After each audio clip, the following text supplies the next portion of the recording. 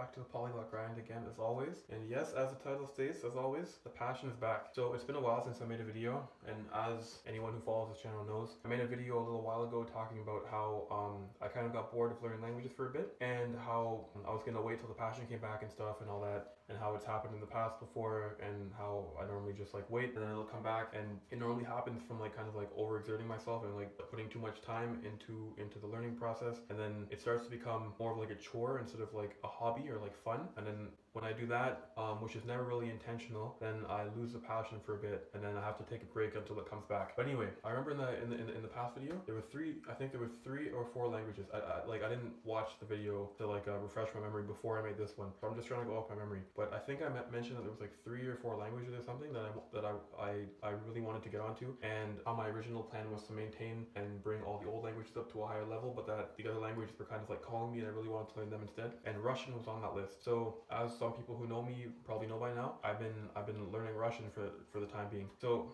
I think I started about a month ago now. I cannot remember the exact date. I feel like must have been the beginning of February. But I've been learning Russian for the time being. And my goal with Russian is not to speak Russian fluently, because I realize that if I create unrealistic goals for myself, that will also stress me out, and then it stops being fun, and then I'll stop wanting to learn. So my goal for Russian was only to be able to understand at least basic Russian. To be able, so like for example, if I'm on the subway or something, or just out in public, and then there's Russian people nearby, I could listen in and understand their conversation. Like I don't want to, it'd be great to be able to go up and converse with them, but being able to just understand what they're saying would satisfy me. So I decided to do that as like my little mini mission to get back into learning languages and to kind of like get the passion back or whatever. And at first it was really, really hard, and I was not enjoying the process at all, and I kind of wanted to give up a couple times. But then honestly what I did is I just imagined myself speaking Russian with people, or just being able to understand.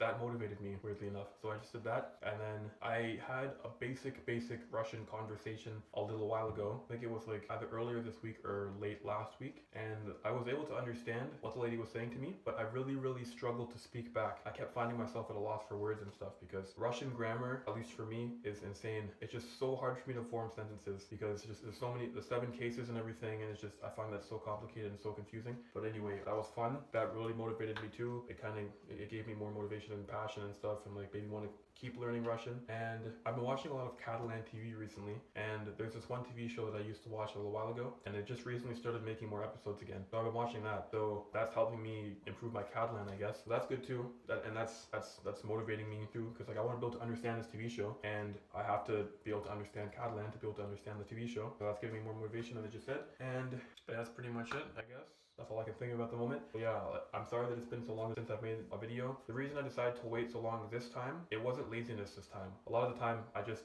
get lazy. But this time, I didn't want to make any videos because I didn't want to put too much pressure on myself, because when I make a video saying, like, I'm going to learn Spanish or I'm going to learn whatever, then it puts pressure on me. And then I didn't want to put any more pressure on myself because I knew I'd get bored again. So I decided to just try learning Russian without posting it on YouTube this time, just so I could get back into it. And then it worked. So I'm learning Russian at the moment and sticking to it. And I hope this video doesn't jinx it. I don't believe in superstitions, but I hope this video doesn't jinx it. But anyway, that's pretty much it. I was kind of on the fence about whether or not I should just post about like every language that I'm learning, so that people can like actually see the process, because like it's not always just like fun. It's not always like, oh, I'm gonna learn Korean now and I just learn it and it's fun. Like I was thinking about just posting like when I give up.